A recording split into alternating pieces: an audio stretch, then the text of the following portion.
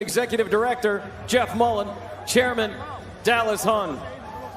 This fight is scheduled for 12 rounds for the vacant WBC Lightweight Championship of the World. Our judges at ringside, Tim Cheatham, David Sutherland, and Steve Weisfeld. And the man in charge at the sound of the bell, Mr. Harvey Dock. And now, to everyone here inside T-Mobile Arena, Las Vegas, Nevada. And to everyone watching on ESPN. This is boxing. This is Top Rank. And oh, baby, this is the main event.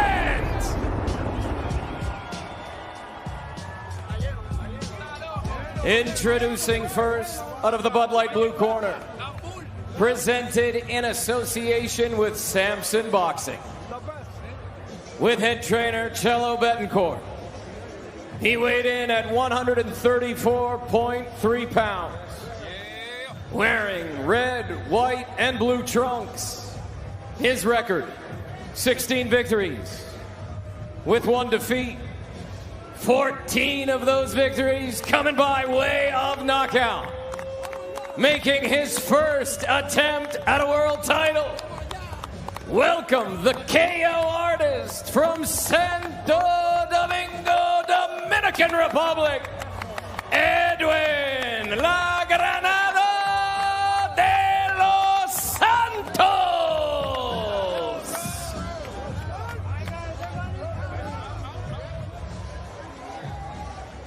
Introducing out of the red corner, presented in association with Antonio Leonard Promotions, with head trainer Wally Moses. He weighed in at 133.8 pounds, wearing black trunks. His record, perfect, 20 fights, 20 victories, 10 of those victories coming by way of knockout. He is a 2016 U.S. Olympic silver medalist. He is the former WBO featherweight champion of the world. He is the former unified WBC and WBO junior lightweight champion of the world. He is ranked #1 by the WBC at 135 pounds. And pound for pound, one of boxing's best. Representing Brick City, Newark, New Jersey, Shakur Stevenson!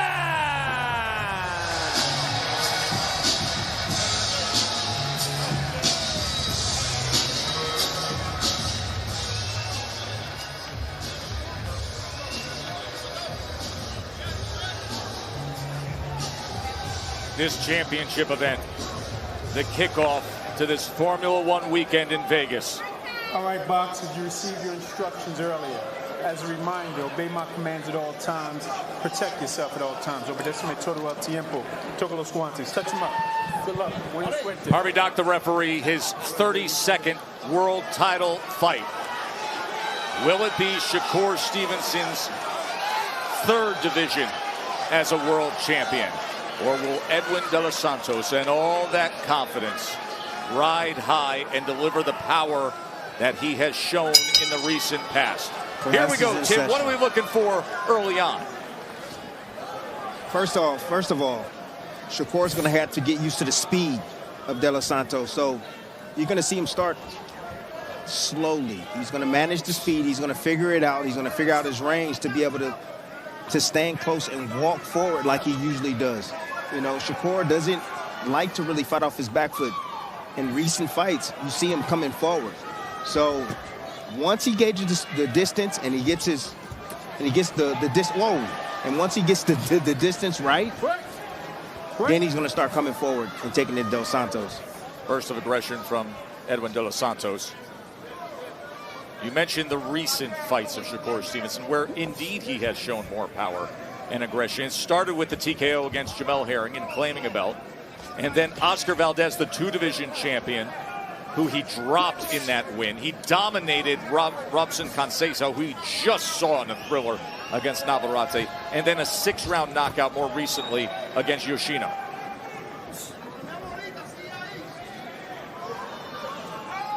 So if you notice with Shakur, he always moves out in straight lines.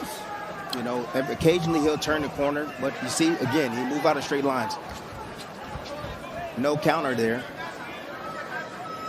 But De Los Santos, he will get familiarized with that, and I think he'll get aggressive, and he will let combinations fly, and something will eventually land. Well, aggression and landing power has to be the answer for De Los Santos. There Can't it is. sit back and let Shakur simply win with his superior skill. But then again, if you're too aggressive, Shakur's ability to get those openings, to counter and to find his own success will exist. De Los Santos is extremely reactive. Short right hand, Shakur answers with a southpaw hook. He tries to answer everything Shakur throws or does. Any movements, any punches he throws, he's going to react with something.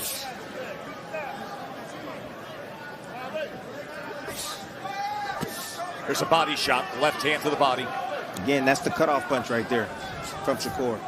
Again, I told you folks at home, they're going to be moving counterclockwise for the majority of this fight. And Shakur will use that backhand to cut off that exit.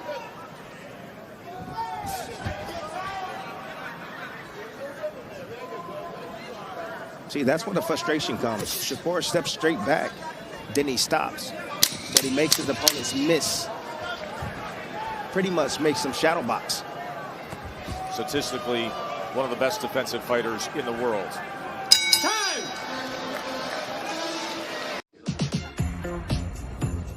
Shakur in that first round. Double punches, limited work. Shakur just 6 of 15. De Los Santos is trying to cover ground with his feints.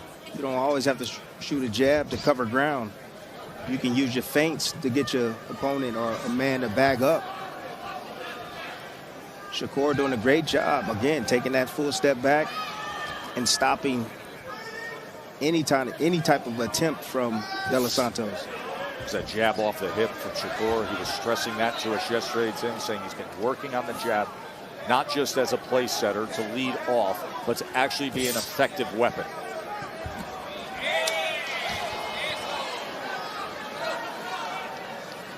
Seeing Shakur off the back foot heavy as of right now, that just lets me know that that power is real of De Los Santos. 14 knockouts, 2 fights ago, a thriller when he TKO'd Jose Valenzuela. Got up off the canvas to do so.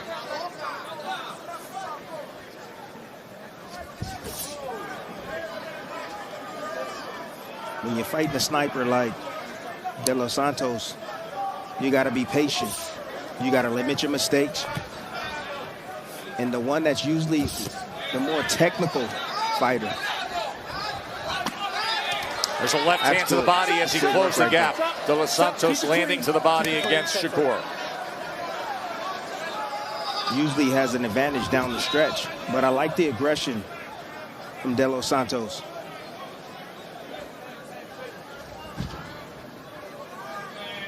He has a quick first step, Tess. He does. Quick, explosive. There's where he generates his power from. Again, closing the distance right there, missing his mark. Now, although he's missing, can he stay mentally intact? Because when you miss shots and you're constantly missing and you can't land on your opponent, it becomes frustrating.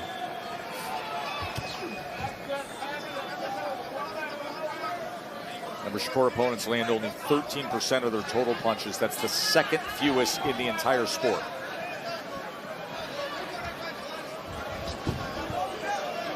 Light heavyweight champ Dimitri Bivol is at 12.4%. That's number 1 in the world.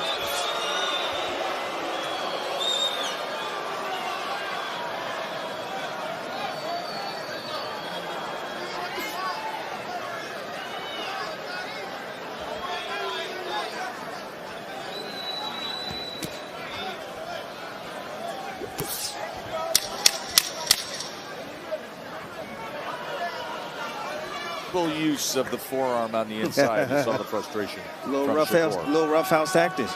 That's what you have to do. I mean, you can't show no respect, especially to a fighter of Shakur's class. You got to take him to a place that he's never been before.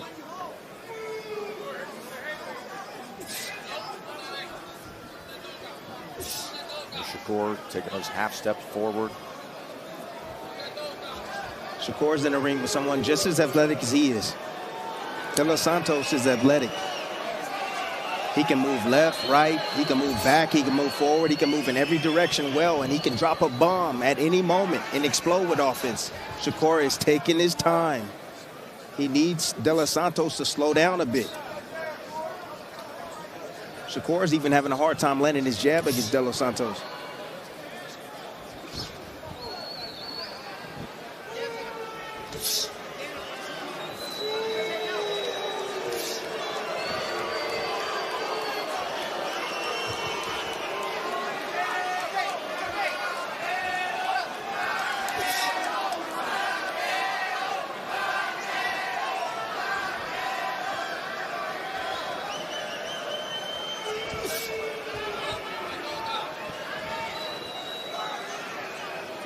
Precious moments of downloading range. There it is. And now closing that range. And you see, moving back in straight lines. Yes, he got off the line, but then De Los Santos followed him up with those short shots.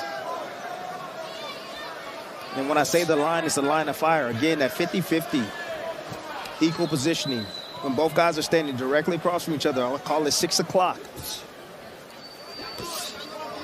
De Los Santos does a good job in following Shakur out. Good jab right there for Shakur. That was a very effective jab by Shakur. Back to it.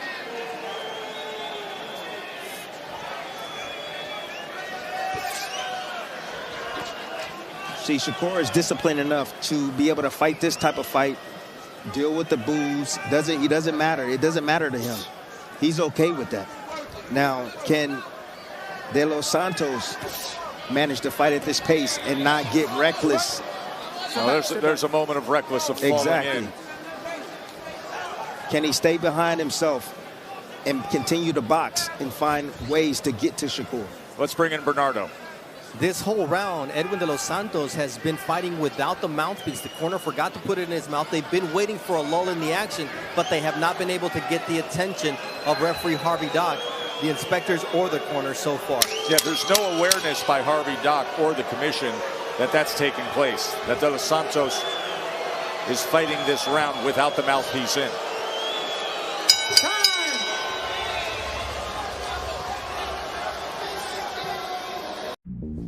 Cello Betancourt, the trainer of De Los Santos, takes the mouthpiece out, and then he's sent out to the third round, and there is no mouthpiece. And as Bernardo reported, he fought the entire round without a mouthpiece, and Harvey Dock, the referee, never saw it. We can assure you the mouthpiece is in now as we begin round number 4.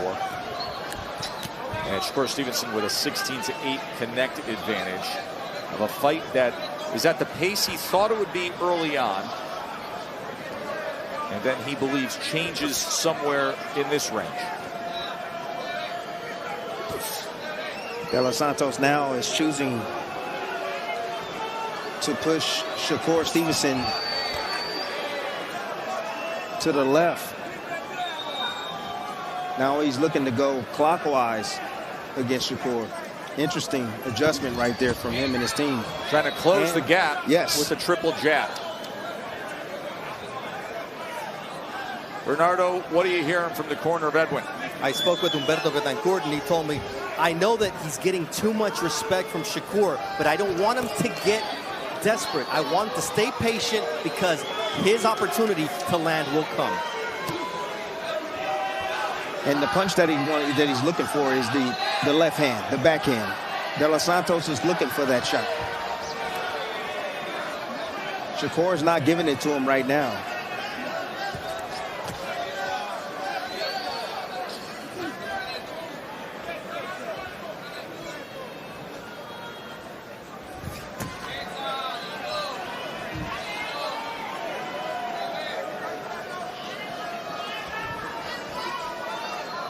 De Los Santos landing only 12% of his punches. That is right around the average of a typical Shakur fight. as he's able to turn him. Short left hand on the inside.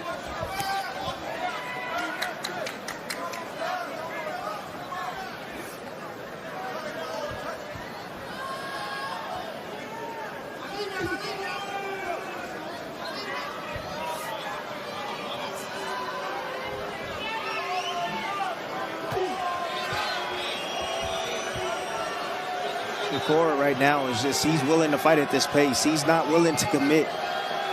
He knows that De Los Santos is looking for that backhand, and he doesn't want to run into that.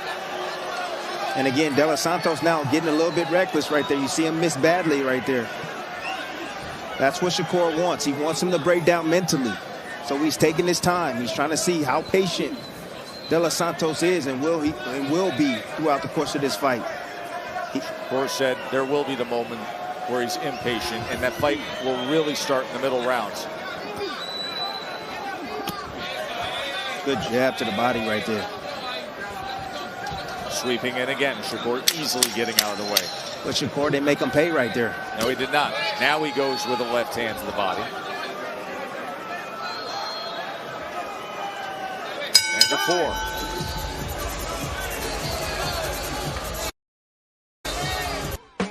Vegas, Nevada, Formula One weekend and the back half of our World Championship doubleheader. Start of round number 5. Mark Kriegel, how do you have it scored? 4 rounds to nothing. Shakur Stevenson. Look, they're not scintillating. I understand the boos. I watched them spar a few weeks ago, and I saw something new. I said, I've never seen that jab. You know, his hand was a little bruised, his left, and he swears it's perfectly fine now. But he told us he was going to unveil that jab tonight. And it is really, really fast. I thought Timmy made a really interesting point before. Does De Los Santos have the mental discipline to tune out the boos? Shakur Stevenson right now landing 31% of his jabs. Keep him up, keep him up. Hands are free, hands are free. Because you want to be aggressive against Shakur. You do. You want to be aggressive. You want to step to him. But at the same time, you want to limit your mistakes at the same time. If you get reckless, then you leave yourself open. De Los Santos is doing a good job in managing that. However, if I was in his corner right now, I would say, son, step on the gas a little bit more. Take a little bit more risk, because Shakur is not countering. He's closing the distance, but Shakur is not countering. He stepped out of the way right there. He didn't counter not one time. So if I'm De Los Santos and I'm in this corner right now, I'm saying, let your hands go. This boy don't want to fight. If there's nothing let your coming hands back go. at you, Exactly. what's the threat? Exactly. Take more risks. You have the bigger firepower, and if he does decide to throw with you, that's good in our favor. Because if the fight stays outside like this, Shakur is he's just gonna bank these rounds. Just pick and poke his way to victory, and he's okay with that.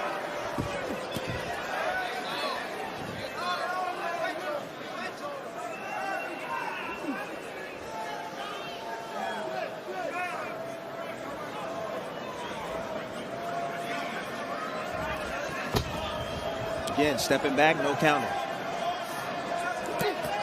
There you go. Body shot comes in from De Los Santos. There it is. Following him out that time. Again, going out in straight lines. You can catch up with him, with Shakur. It's going to take some risk involved, but you can catch up to him.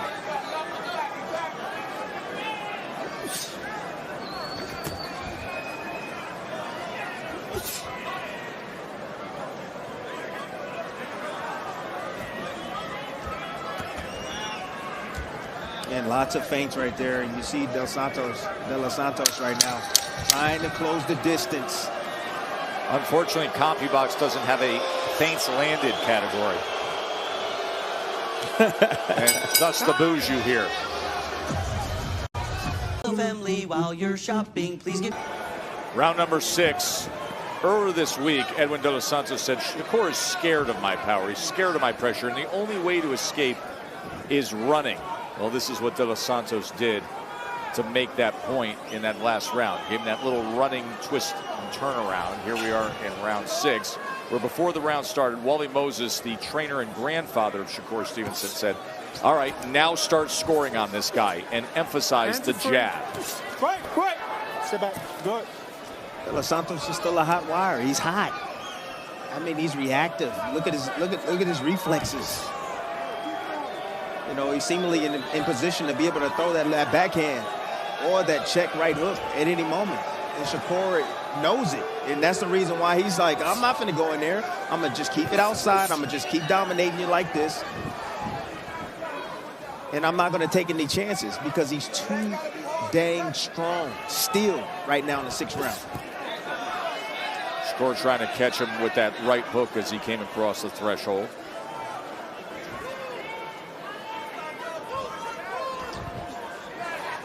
Wow. Did you see that feint Yes. and that reaction? Yeah. Lord. Give him the shimmy. Woo. Now on the inside. The power's real. The power is real. Definitely has Shakur Stevenson on edge.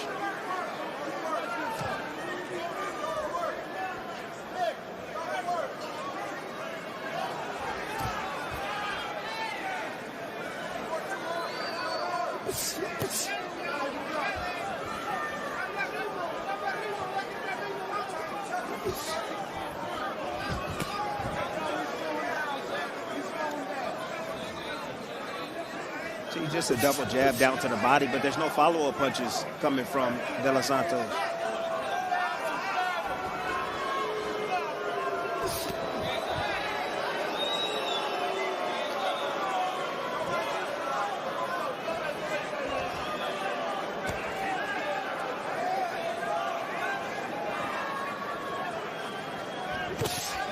Good shot right there. See, every now and then you got to take one to get one. I mean, I understand that this is it's boxing and you're supposed to not get hit, but sometimes you got to stand there and take some so that way you can land your offense. If I'm De Los Santos again, I'm going to sell out because if the fight continues to go like this, it's going to go in Shakur's favor. Yes, you know exactly what the scorecards will read. Absolutely.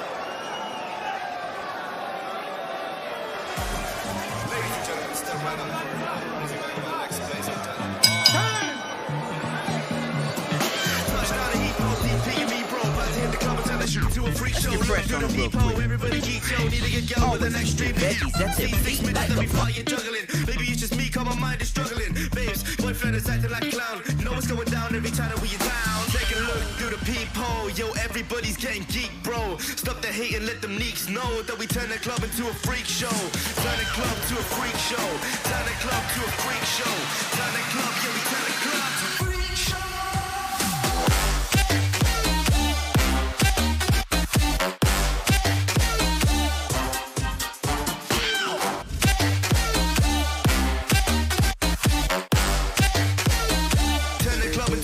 Thrown as we begin round number 7.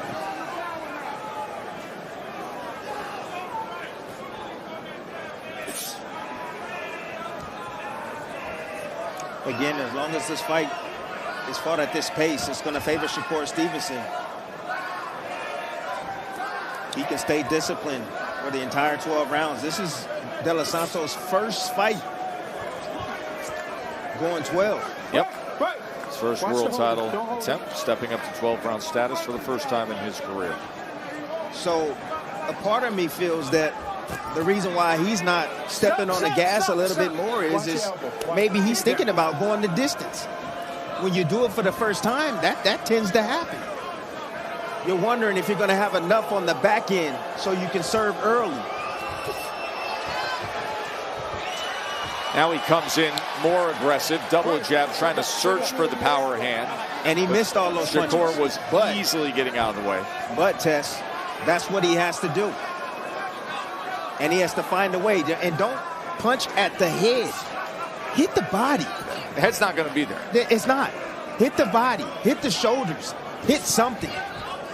That jab right now is starting to dominate this round for Shakur.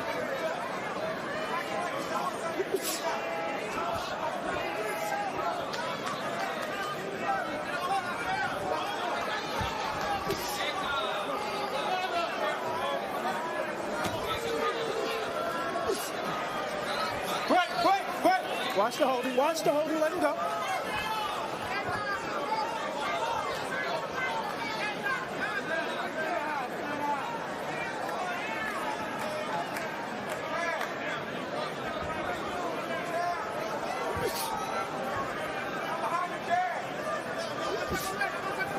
Shakur now marching forward again.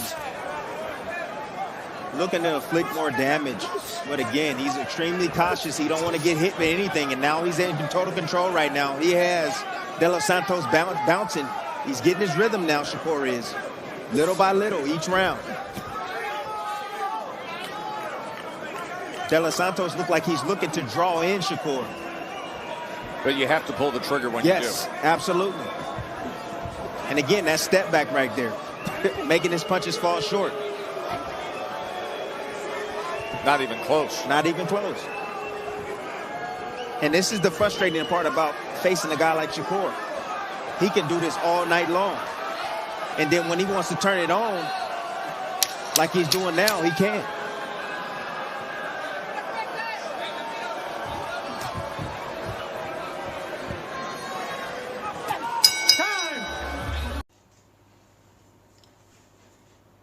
Xin chào các bạn, ở tập video hôm nay thì mình sẽ giới thiệu cho các bạn là cách làm cô gái tinh nghịch và được làm từ đất sét nạ tự khô. Và bây giờ thì chúng ta sẽ bắt tay đi vào giới thiệu những cái nguyên vật liệu mà chúng ta cần chuẩn bị để tạo nên một cô gái tinh nghịch nha các bạn nha.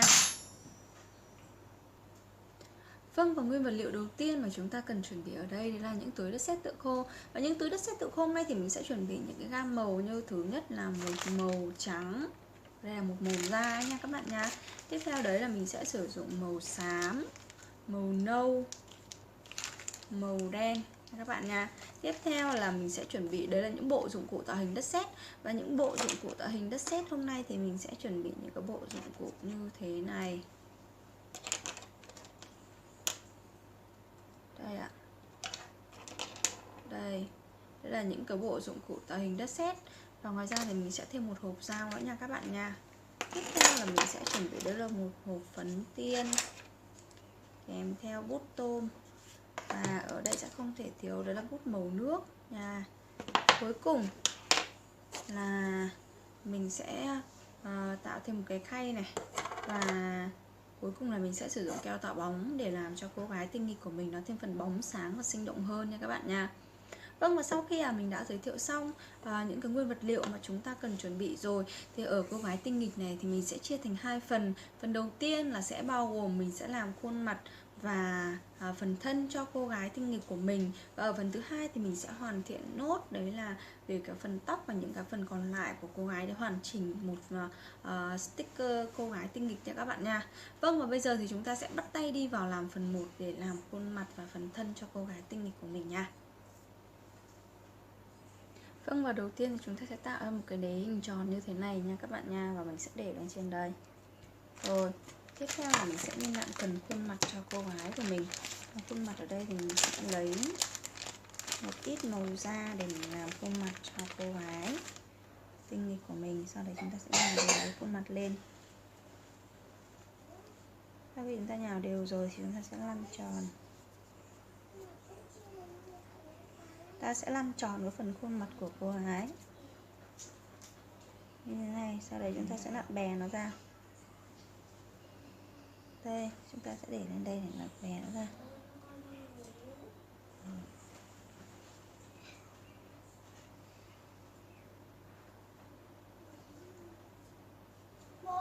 Đây, chúng ta sẽ nặn bè nó ra như thế này nha. Đây, khuôn mặt của cô gái thì chúng ta sẽ nặn bè ra như thế này. Rồi, và sau khi chúng ta nặn bè như vậy rồi thì mình sẽ sử dụng thanh lăn này. Mình lăn ở phần giữa.